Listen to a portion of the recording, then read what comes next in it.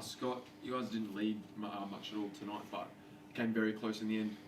What did you make of your performance in the 4 quarters? Well, congratulations to Justin and his group. They played hard and well and smart and made enough plays at the end, obviously, to get the win. And that's what you're supposed to do on your home floor.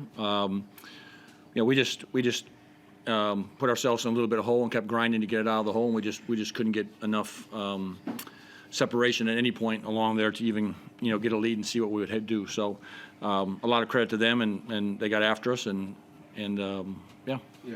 Any key takeaways heading into your next game is Brisbane this time next week, pretty much? Is there anything you take out of tonight leading into that one? I mean, I take away the same thing every single game is our defense is not good enough. It's not at a championship level. It's not at a top 4 level. And as I've told these guys from day one, if it doesn't get up in those categories of being better and defending the 3-point line and keeping guys off the foul line, you're just in for a long season. You'll finish 10, 11, 12, 13, 14th on the ladder. We'll finish below the top 10 teams. And it's just the reality of the league, and it's too hard to win games, especially on the road. And your defense can travel with you everywhere it goes. And if you're going to rely on your offense, you're going to end up, looking back in the season being very unsatisfied with it. Did you feel like there was a few tough calls there with the ref at the end? There was a potential foul on Majok at the end there. Could have been an M1, or prefer not to speak on it? I don't talk about the refs in press conferences. Understood. What are you guys planning doing this week in Brizzy leading into the next game? Is there any sights you'd like to see? Or? Well, we fly tomorrow morning back to Hobart. And then come back for Saturday? We actually play in Launceston, so we don't play back here. We play in Launceston. Oh, true. My bad. Anthony, any key takeaways for you, mate? How do you close down Sobey next time, do you think? As Scott touched on, it was, defensively, we had our struggles throughout the game. Sobes did Sobes things, but, we definitely got to be better keying in and locking in on that. Just as Scott said, our defense has got to travel. We got to step up in these games and, keep teams below 80. And, we didn't do that tonight. Yeah. Obviously, next Saturday, taking on the Bullets again. Obviously, tonight you use that as major motivation. Trying not to get 2 losses in a row. Yeah, I mean, when the time comes for that game, we'll be ready. But we've got a good week now. We'll get a couple practices in to work on some stuff. But looking forward to the rematch and yeah. Scott, who was your standout player for tonight? Were you happy with any specific performances? Deng had quite a good game, and Crawford's passing as well. Very shifty player tonight. No. No? Team effort? Yeah. I didn't like anyone's game. Yeah, that's Susie. That's all good for me. Chris, did you want to jump in? Yeah, sure. Scott. Yes. What do you make of Sam McDaniel's battle with Milton tonight? Obviously, they went at it and had practice all last season, know each other very well. What did you make of the job that Sam did?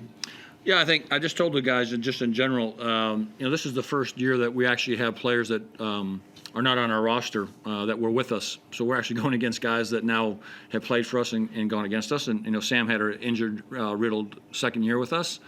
And Whitey was fantastic with us during the last year. So I'm really happy for both those guys. They're incredible human beings, and I appreciated everything they've done for us, and I'm glad they've gotten opportunities here to go play. And it was just a good competitive battle between the two, and exciting to watch. I enjoyed the game very much, actually. You play the Bullets next on Saturday, obviously, but they get Aaron Baines back. This might sound like a silly question, but how different of a team are they with him back in the lineup? I don't have an answer for you on that one, to be quite honest with you. I've only watched them play 2 or 3 times before we turned around to get here, and none of the games had Aaron Baines in them, so I can't speak on it. No, that's fine. What about first game in Launceston for the season on Saturday? Looking forward to that? I mean, I'm looking forward to the week of practice and just going back to the drawing board and trying to work on our defense and see if we can get some things straightened out. The sooner the better, or it's going to be a long season for us, really, at the end of the day. And that's the number one priority. And then the second one is my daughter's coming in on Thursday, so that's my biggest thing that I'm looking forward to see her very soon. And then we'll get to Launceston, and we have not played well up there. I think we've only won one game up there, and all the games have just been not very good for us up there. So we'll have our hands full in that building and have to get over some of the demons in there, and we'll see how it goes. Thanks, Scott. Yep. Shane. Oh my. Shane. Yep, I'm here. Scott, I just wanted to get your thoughts on that final play. You managed to get a decent shot off. What's going through your head when Jordan Crawford's taking that shot at the end?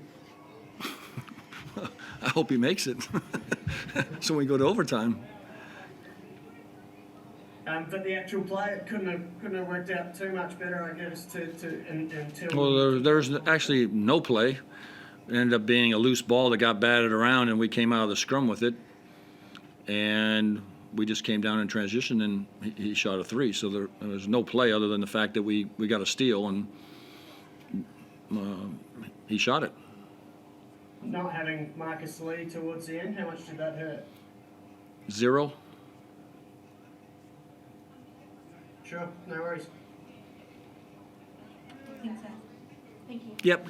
Have a good day. Yep. See you guys.